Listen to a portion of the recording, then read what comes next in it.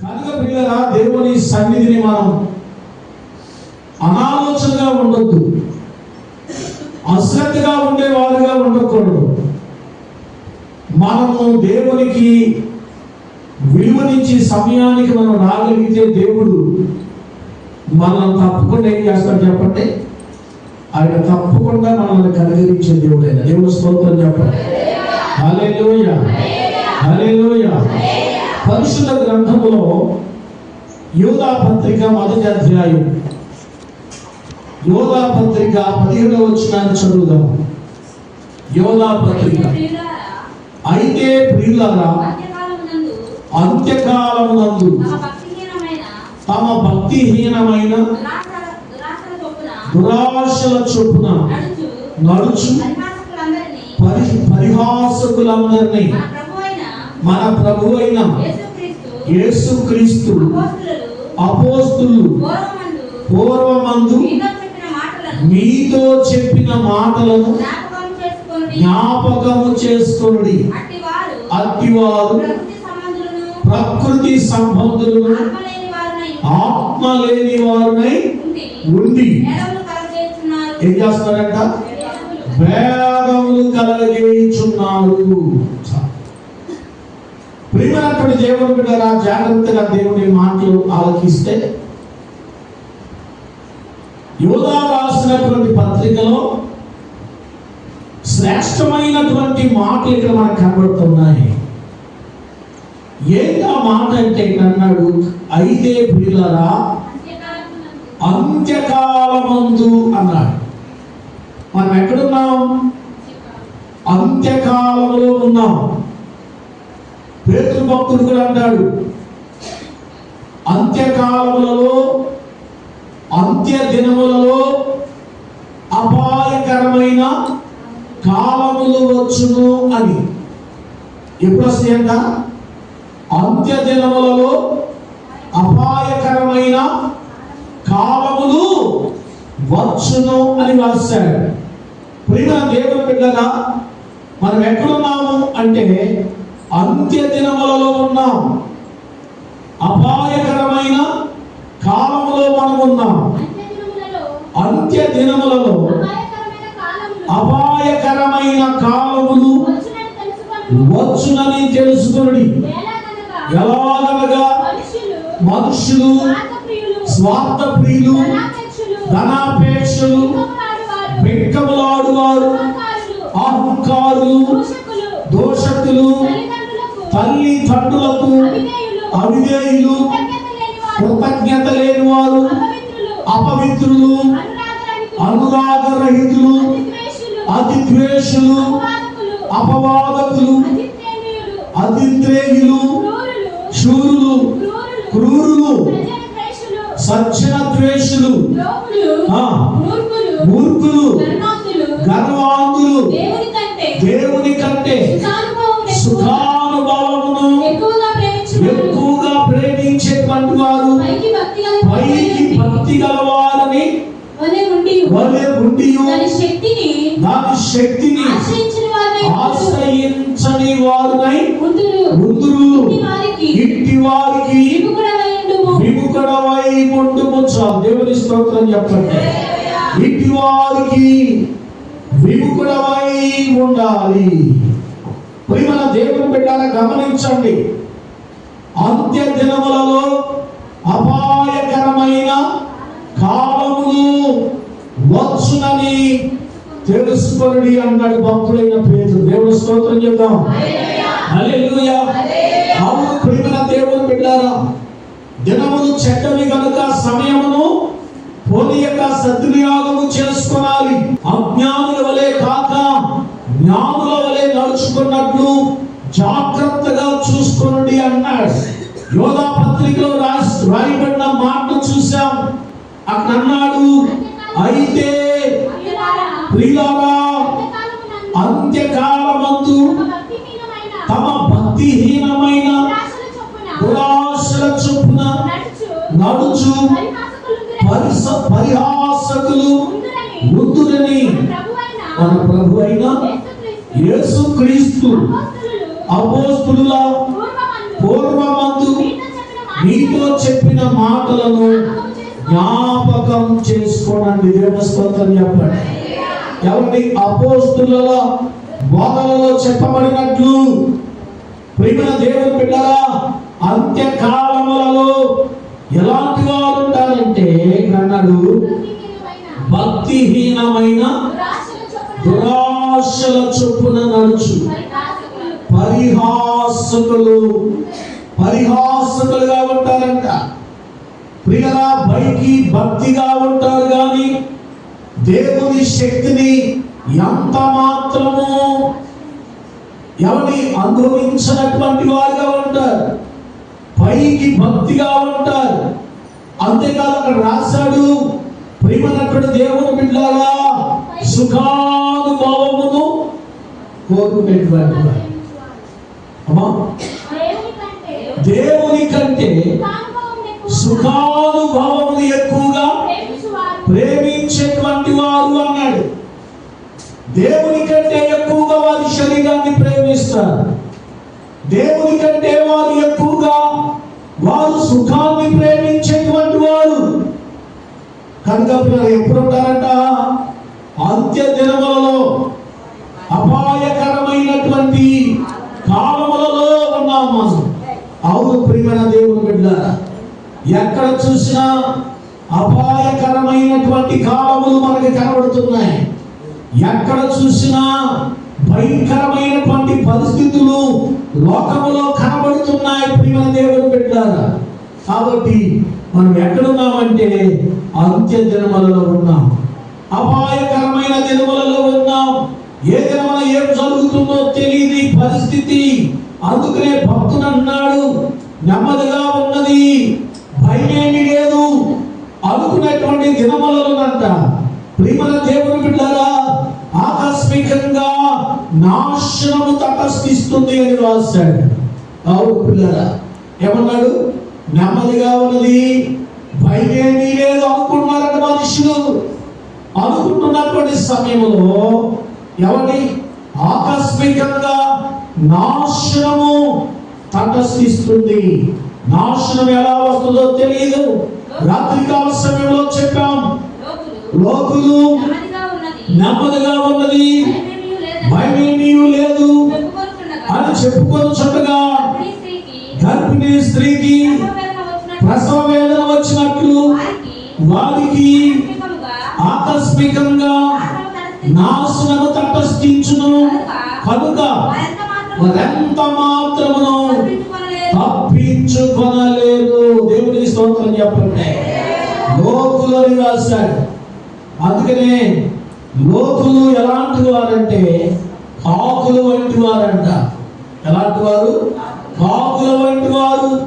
లోకులు అనుకున్నారు ఇక్కడ నెమ్మదిగా ఉన్నది, భయమేమీ లేదు అనుకుంటున్నారంట. కానీ అలాంటి వారికంట నాశనము ఆకస్మికంగా తటస్థిస్తూ ఉంది. ఆకస్మికంగా వచ్చేటువంటి ప్రమాదాలు ఎన్నో ఉన్నాయి లోకములో. రాత్రికాల సమయంలో చెప్పాం, ప్రియమైనటువంటి దేవుని బిడ్డలారా, విమానం ఏం జరిగిందని చెప్పండి. ఎవరి అది ఫైల్ అయిపోయి ప్రియమైన దేవుని బిడ్డలారా, ఇంచుమించుగా 242 మంది ఏమైపోయారు? చనిపోయారు. మంటల్లో కాలి బూడిదైపోయారు. ప్రియమైన దేవుని బిడ్డలారా, వారు అనుకోలేదు కొంత సమయంలో మా ఇంటికి మేము చేరుకుంటాం, గమ్యానికి చేరుకుంటాం, మేము చేరుకోవాల్సిన ప్రాంతానికి చేరుకుంటామని వారు అనుకున్నారు. కానీ ప్రియమైనటువంటి దేవుని బిడ్డలారా, అనుకున్నటువంటి పరిస్థితుల్లో భయంకరమైనటువంటి ప్రమాదం వారి మీదకి వచ్చేసింది. ప్రియమైన దేవుని బిడ్డలారా, వచ్చి వారందరూ కూడా చనిపోయారు. ప్రియమైన దేవుని బిడ్డలారా, అందుకే వాక్యం కూడా అదే చెప్తుంది, అంత్య దినములలో అపాయకరమైన కాలం అంటే అదే. భయంకరమైనటువంటి ప్రమాదములు జరుగుతున్నాయి, భయంకరమైనటువంటి వార్తలు వినబడుతున్నాయి. కాబట్టి దేవుని బిడ్డలమైనటువంటి మనం ఎలా ఉండాలి అని ఒకసారి ఆలోచన చేసుకున్నట్లయితే, ప్రియమైన దేవుని బిడ్డలారా, ఈ అంత్య దినములలోనంట అపహాసకులు ఎక్కువైపోతారంట. దేవుని భక్తి ఉండదు, దేవుడు అంటే భయం ఉండదు, అపహాసకులు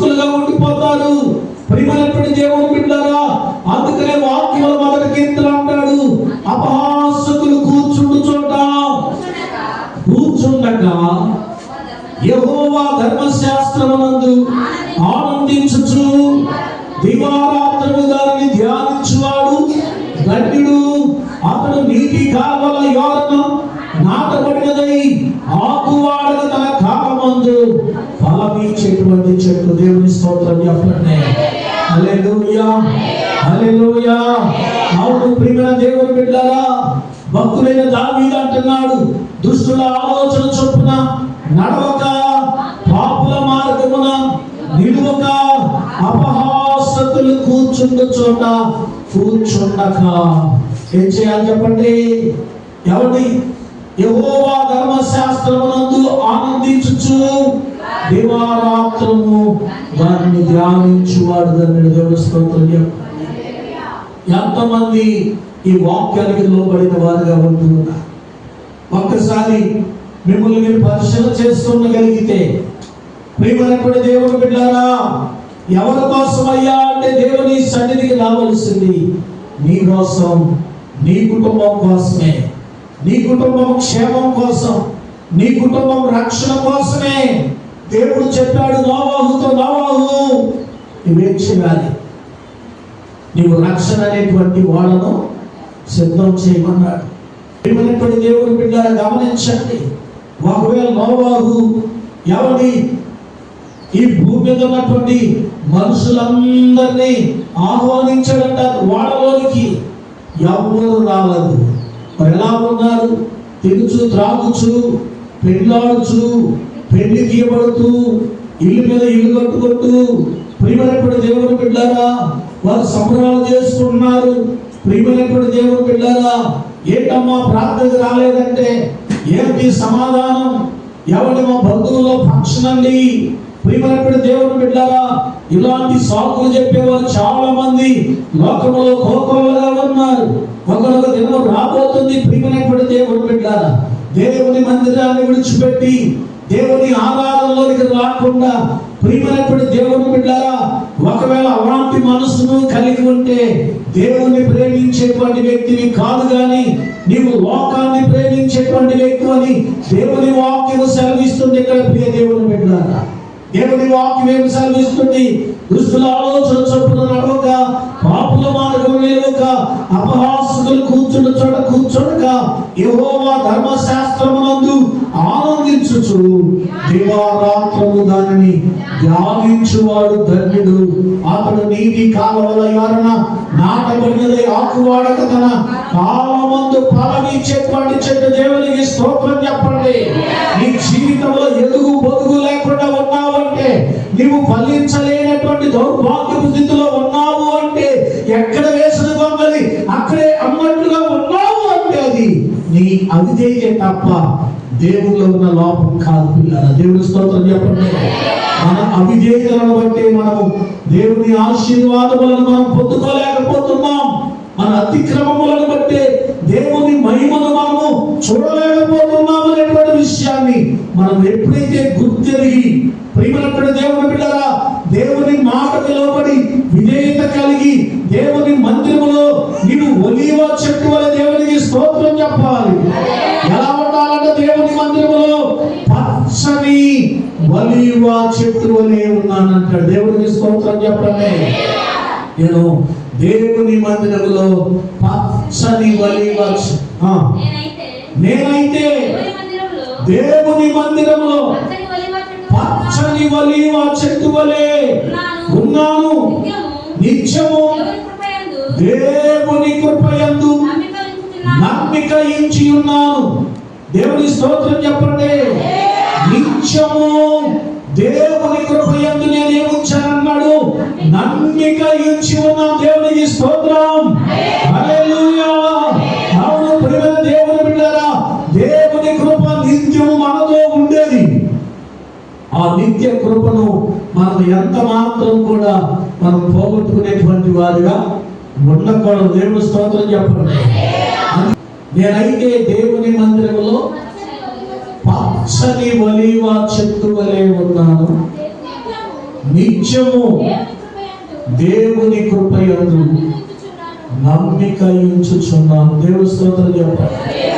ఒకసారి మనం ఎలా ఉన్నామో ఒకసారి మనం పరిశీలన చేసుకోవాల్సినటువంటి అవసరం ఉంది. మనం పరీక్షించుకోవాలి. దేవుని మందిరంలో నీవు పచ్చని ఒలీవ చెట్టు వలె నీవు ఉన్నావా? పచ్చని ఒలీవ చెట్టు వలె ఉంటే నీ బిడ్డల యొక్క భవిష్యత్తు, నా ప్రియమైనటువంటి దేవుని బిడ్డలారా, నీ బిడ్డల యొక్క భవిష్యత్తు ఆ దేవాది దేవుడు బంగారు బాటగా దేవుడు తీర్చిదిద్దుతాడు. దేవుడు స్తోత్రం చెప్పాలి. బిడ్డల యొక్క జీవితాలు ఎవరి మీద ఆధారపడి ఉన్నాయంటే తల్లి తండ్రుల మీదే ఆధారపడి ఉన్నాయి. తల్లి తండ్రులు సరైనటువంటి భక్తి కలిగినటువంటి వారైతే బిడ్డలు కూడా భక్తి కలిగినటువంటి వారిగా ఎదగడానికి అవకాశం ఉన్నది. దేవుడు స్తోత్రం. అందుకనే వాక్యములు అంటాడు, ప్రేమ దేవుడు బిడ్డలారా, జాగ్రత్తగా ఆలకించండి ఈ మాట.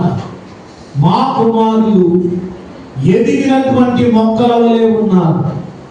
మా కుమార్తెలు తన యవ్వన కాలమందు ఎదిగినటువంటి మొక్కల వలె ఉన్నారు. మా కుమార్తెలు నగరకై చెక్కిన మూల కంబముల వలె ఉన్నారు. దేవుని స్తోత్రం చెప్పండి. హల్లెలూయా. ఈ రోజున యవ్వన కాలంలో ఉన్నటువంటి బిడ్డలు, ప్రియమైనటువంటి దేవుని బిడ్డలారా, వారి జీవితాలు పాడైపోతున్న పరిస్థితులు కనబడుతున్నాయి. ఆర్నమెంట్ తెలుసా? బొడదినాన ఒక తండ్రి గారు ఫోన్ చేసి అంటాడు, అయ్యా మా మనవడి కోసం ప్రార్థన చేయండి, మనవరాల కోసం ప్రార్థన చేయండి అని ఫోన్ చేశాడు. ఏంటి పరిస్థితి అంటే చెప్పిన మాట ఏంటి తెలుసా? మైనారిటీ తేనకుండానే వారు ఏం చేశారు? ప్రేమించి పెళ్లి చేసుకున్నారు. పెళ్లి చేసుకున్నటువంటి వారు సక్రంగా ఉండాలిగా. ప్రియమైనటువంటి దేవుడు బిడ్డలారా, పెళ్లి చేసుకున్నటువంటి కొద్ది రోజులకే, నెల కూడా కాదు, భర్తను విడిచిపెట్టి ఏం చేసిందట? వెళ్ళిపోయింది. మైనారిటీ తీరకుండా పెళ్లి చేసుకోవడం తప్పైతే, రెండవదిగా ప్రియమైనటువంటి దేవుని బిడ్డలారా, పెళ్లి చేసుకున్నటువంటి భర్తను విడిచిపెట్టి ఏం చేసింది చెప్పండి? వెళ్ళిపోయింది. వారికి అవగాహన లేనటువంటి వయసు అది. ప్రియమైన దేవుని బిడ్డలారా, వారి యొక్క కుటుంబ వ్యవస్థ అనేది సక్రమంగా ఉంటుందనేటువంటి నమ్మిక లేనటువంటి పరిస్థితి. యవనస్తులే, ప్రియమైనటువంటి దేవుని బిడ్డలారా, మైనారిటీ తీరలేదు.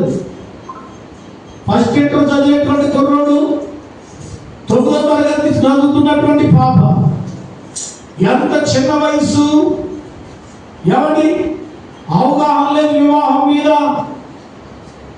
ఎవరి వారికి వ్యామోహాలు, అట్రాక్షన్. ప్రియమైనటువంటి దేవుని బిడ్డలారా, వారి జీవితం నాశనం అయిపోయినటువంటి పరిస్థితి. తల్లిదండ్రులు ఏడుస్తూ ఉన్నారు. కుటుంబం అంతా కూడా కలవరంతో నింపబడిపోయినటువంటి పరిస్థితి. కుటుంబ వ్యవస్థ అస్తవ్యస్తం అవడానికి గల కారణం ఏంటి అని ఆలోచన చేస్తున్నప్పుడు తల్లి తండ్రులు, ప్రేమ దేవుని బిడ్డలారా, వారు సరైనటువంటి భక్తి మార్గంలో లేని కారణం కనబడుతుంది. ప్రేమ దేవుని బిడ్డలారా, ఒకసారి ఆలోచన చేయండి. వాక్యం చెబుతుంది, మా కుమారులు యవ్వన కాలమందు ఎదిగినటువంటి మొక్కల వలె ఉన్నారు. ప్రేమ దేవుని బిడ్డలారా, యవ్వన కాలము చాలా ప్రమాదకరమైనటువంటిది. ప్రేమైనటువంటి దేవుని బిడ్డలారా, వారి భవిష్యత్తు ఆ యవ్వన కాలంలోనే వారి భవిష్యత్తు ఆధారపడి ఉంది. వారు తీసుకునేటువంటి నిర్ణయాలు సరైనవైతే వారి భవిష్యత్తు జీవిత కాలం అంతా ఆశీర్వాదకరంగా ఉంటుంది. సరైనటువంటి నిర్ణయం తీసుకోకపోతే వారి యొక్క జీవితాంతం కూడా ఏడవలసినటువంటి పరిస్థితి. అందుకే వాక్యం చెబుతుంది, మా కుమారులు యవన కాలమందు ఎదిగిన మొక్కల వలె ఉన్నాడు. మా కుమార్తెలు నగరకై చెక్కిన మూల కంబములు. దేవుని స్తోత్రం చెప్పండి. మూల కంబములు సరిగా లేకపోతే, ప్రియమైనటువంటి దేవుని బిడ్డలారా, నగరము సరిగా ఉండడానికి అవకాశం లేదు. పాడైపోతున్న పరిస్థితులు కనబడుతున్నాయి. కానీ ఈ పండగల సమయంలో దేవుని వాక్యాన్ని వింటున్న నా జీవితాలను ఒకసారి పరిశీలన చేసుకుంటే వాక్యంలో చెప్పబడుతుంది. ప్రియమైనటువంటి దేవుని బిడ్డలారా, ఈ కనుమల దినములలో దేవుని ప్రజలు ఎలాంటి వారుగా ఉన్నారు అంటే, పేతురు భక్తులు అన్నాడు కదా, ఎవరి స్వార్థ ప్రియులు, ధనాపేక్షలు, ఎవరి అతింద్రియులు, బింకములాడువారు, అహంకారులు, దోషకులు, తల్లిదండ్రులకు అవిధేయులు. కనుక ప్రియులారా గమనించండి, అపహాసకుల గురించి ఏమని రాయబడింది? అలాంటి వారంట భేదములను పుట్టిస్తారు. ఏం పుట్టిస్తారు? భేదాలు, మత భేదములు, సంఘ భేదాలు, కుల భేదములు, రకరకములైనటువంటి భేదాలను కలగజేస్తారు. కారణం తెలుసా? వారిలో భక్తి లేదు, వారిలో దేవుని భయం లేదు, దేవుడు అంటే లెక్కలేని వెచ్చలవిడి జీవితాలు. కనుక భేదాలను పుట్టించేవారుగా దేవుని బిడ్డలు ఉండకూడదు. దేవుని స్తోత్రం చెప్పండి. అందుకే వాక్యములు అంటాడు, మత భేదములు పుట్టించేటువంటి వారిని 1-2 సార్లు గద్దించి వారిని విసర్జించుము. వారు ఏమైపోయారు అంటే, వారు త్రోవ తప్పి ఏమైపోయారు చెప్పండి? చెడిపోయినటువంటి వారుగా ఉన్నారంటే. ప్రియమైనటువంటి దేవుని బిడ్డలారా, మత భేదములను పుట్టించు మనుషునికి 1-2 మార్లు బుద్ధి చెప్పిన తర్వాత మత భేదములు కలిగించు మనుషునికి 1-2 మార్లు బుద్ధి చెప్పిన తర్వాత వారిని విసర్జించుము. అట్టివాడు మార్గము తప్పి తనకు తానే శిక్ష విధించుకొనిన వాడై పాపము చేయుచున్నాడు. పాపం చేస్తూ ఉన్నాడు. ప్రేమల దేవుని బిడ్డలారా, మార్గము తప్పిపోయాడు. ప్రేమల దేవుని బిడ్డలారా, తనకు తానే శిక్షను విధించుకునేటువంటి వాడై పాపం చేస్తూ ఉన్నాడట. ఎవరా వ్యక్తి? మత భేదములు పుట్టించేటువంటి వాడు, కుల భేదములను పుట్టించేటువంటి వాడు.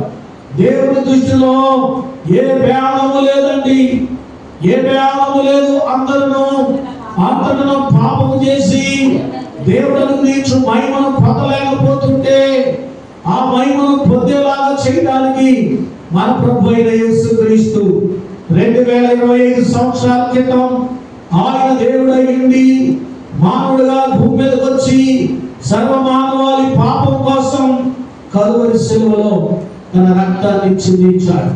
తన ప్రాణాన్ని మన కొరకే పెట్టాడు. ప్రియమైన దేవుని బిడ్డలారా, మనందరినీ కూడా ఆయన రక్తంలో కడిగాడు. దేవుని స్తోత్రం చెప్పండి. యేసుక్రీస్తు ప్రభువు వారి రక్తంలో కడగబడినటువంటి ఏ వ్యక్తి కూడా, ప్రియమైనటువంటి దేవుని బిడ్డలారా, వారికి ఏం లేదంటే పొలం లేదు. దేవుని స్తోత్రం చెప్పండి. యేసుక్రీస్తు రక్తంలో కడగబడ్డావు. ఒకే రక్తంలో కడగబడినటువంటి వ్యక్తులమైనటువంటి మనం అందరము ఏమై ఉన్నాం? యేసుక్రీస్తు ప్రభుల వారికి ఆయనకు కుమారులము, ఆయనకు కుమార్తెలమై ఉన్నాం. దేవుని స్తోత్రం చెప్పండి. కాబట్టి మనకు కులముతో పని లేదు, మనకు మతముతో పని లేదు. ప్రియ దేవుని బిడ్డలారా, కులముతో పని లేదు, మతముతో పని లేదు. మనమందరము ఆయన రక్తంలో కడగబడినటువంటి వారం, ఒకే రక్తంలో కడగబడినటువంటి వారం. మన దేవునికి స్తోత్రం చెప్పండి. హల్లెలూయా, హల్లెలూయా, హల్లెలూయా. అందుకనే వాక్యము సెలవిస్తుంది, ఈ కడవరి దినములలో అపహాసకులు ఎక్కువైపోయారు. చూడండి, మరొక వాక్యాన్ని చదువుదాం, మనం ముగింపులకు పెడదాం. 2వ పేతురు రాసిన పత్రిక 3వ అధ్యాయము 17వ వచనాన్ని ఒకసారి చదవండి. 2వ పేతురు 3వ అధ్యాయం 17వ వచనం. ప్రియులారా, మీరు ఈ సంగతులు ముందుగా తెలుసుకొని ఉన్నారు కనుక మీరు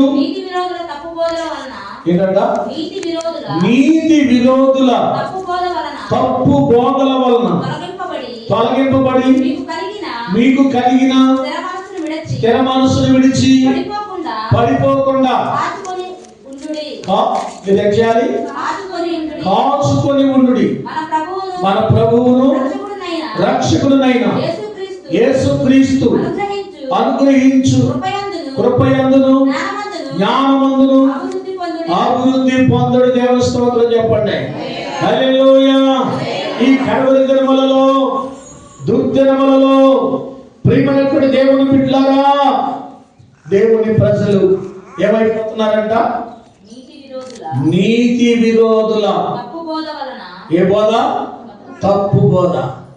ప్రియమైన దేవుని బిడ్డలారా, అంత్యకాలంలో ఇప్పుడు ఏ బోధలు వచ్చినాయి చెప్పండి? అబద్ధ బోధలు ఎక్కువైపోయి, అబద్ధ బోధలండి. ఈ రోజున మనుషులు ఎవరి అబద్ధ బోధలకు అలవాటు పడిపోయి, ముసలమ్మ ముచ్చట్లకు అలవాటు పడిపోయి, పెట్ట కథలకు అలవాటు పడిపోయి దేవుని వాక్యాన్ని ప్రక్కన పెట్టేస్తూ ఉన్నారు. వాక్యానికి మనసు ఇవ్వట్లా, వాక్యానికి చోటు లేదు.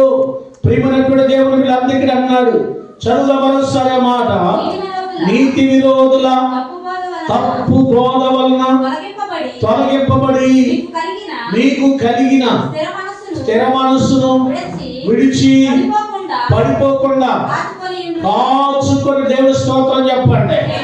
ప్రియుల తప్పు బోధల వల్ల మనకున్నటువంటి స్థిరమైన మనసు ఏమైపోతుంది? తప్పిపోతున్నాం. మనసు తప్పిపోతున్నాం, పడిపోతున్నాం, దేవునికి విరోధమైపోతున్నాం, లోకం వైపు చూస్తున్నాం, మనుషుల వైపు చూస్తున్నాం, దేవుని వైపు చూడలేకపోతున్నాం.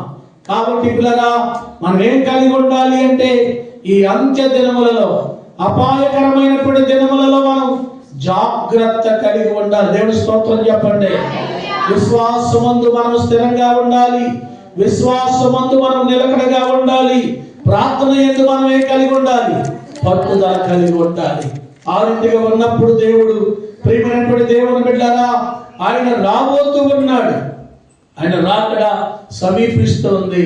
ఆయన రాకడకు సూచనలు ఈ భూమి మీద కనబడుతున్నాయి. ఎక్కడ చూసినా భయంకరమైన వార్తలు మనం వింటున్నాం. కాబట్టి ప్రియమైన దేవుని బిడ్డలారా, మనం భయపడకూడదు కానీ, మనం ఎంత వరకు కలవరపడకూడదు కానీ, మన విశ్వాసమందు స్థిరంగా ఉండి, నిలకడగా ఉండి, దేవుని రాజ్యము కొరకు మనం సిద్ధపడి అనేకులను సిద్ధపరచడానికి మనం ఏం కలిగి ఉండాలి? ప్రార్థించే వారుగా ఉండాలి. దేవుని స్తోత్రం చెప్పండి. ప్రకటించేటువంటి వారుగా ఉండాలి. దేవుని యొక్క దీవెనలు, ఆశీర్వాదములను పొందుకునే వారుగా ఉండాలి. అట్టి కృప దేవుడు తన బిడ్డలమైన మనందరికీ దయచేయునుగాక. ఆమేన్. ప్రార్థన చేసుకుందాం.